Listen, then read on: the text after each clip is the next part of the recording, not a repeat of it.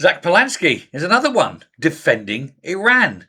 Do these people not understand what's going on in the world? The Green Party leader, Zack Palansky, was on the BBC this morning being interviewed by Laura Kunsberg. Careful how you say that one. But he's now facing heavy criticism after condemning the US and Israeli strikes on Iran, while being accused of ignoring the Iranian regime's sort of record of killing its own citizens. These people are monsters and they want a nuclear weapon. And he's going, yeah, but, it's America doing it. It's bad. No, America's going to save us all. If Iran gets the nukes, they'll use them. Now, Polanski attacked the military action against Iran, calling it illegal and unprovoked. He is not an expert on such things. A breach of international law, which is worthless, and an act that risks dragging Britain into another war, even though everyone in Britain and it's in the hierarchy is saying we're not going to war. He's making things up because the world doesn't act in his mind as it should. So he has to lie, doesn't he? But the US and Israel carried out around 900 strikes in 12 hours, and they were targeting military bases, nuclear facilities, and government buildings. They were basically lopping the head off the Hydra. Now, the operations used F-35s, F-22s, and one-way attack drones. Now, US President Donald Trump has later claimed that the Supreme Leader, Ayatollah Ali Khamenei, was killed in the attacks. And if so, well, I don't think anyone will mourn him. Now, Polanski has argued diplomacy, not military action, was the alternative. But these people, they don't listen to diplomacy. These are religious zealots. There is no diplomacy. There's only their silly little book. He said that Iran had been at the negotiating table and claimed the strikes destroyed any chance of progress. Yes, they were at the negotiating table, but they kept saying no, they're not giving up their nukes. They made their position clear. Anyway, he went on, he told the BBC that I'm here to defend and speak up for the Iranian people. Perhaps he should try speaking to Iranian people, because when it was announced that Khamenei was dead, the Iranian people were in the streets dancing and playing music. He's not speaking for the Iranian people, he's speaking for himself. The Iranian people want these bastards gone. He also accused Western leaders of embracing the law of the jungle. What is the law of the jungle? Do you know, Zack? What is the law of the jungle? The law of the jungle is kill or be killed.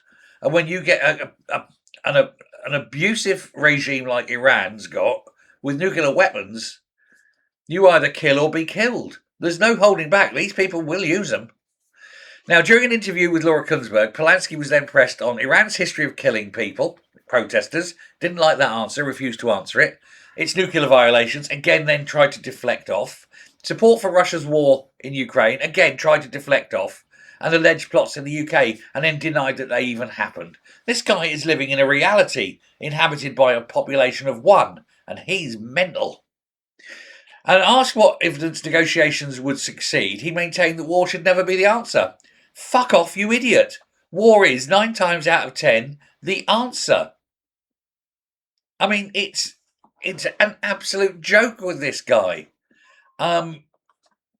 He really doesn't understand how the world works. He's got no idea whatsoever. Literally none.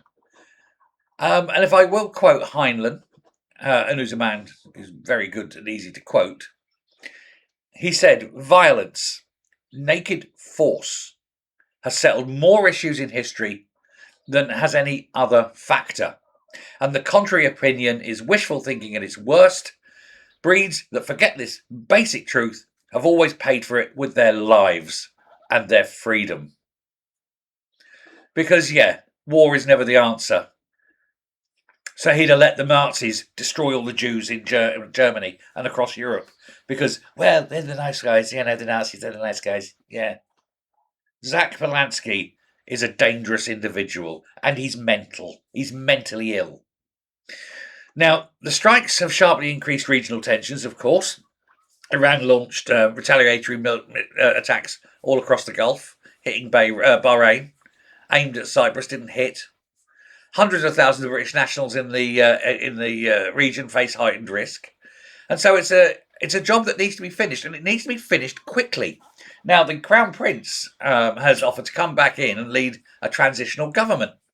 And the Iranian people are kind of semi-up for it. They want something, anything other than the religious zealots with their silly little hats, who's making their lives miserable in the name of some backward belief system. The fastest growing religion in Iran is Christianity. Odd that, innit? But there we go.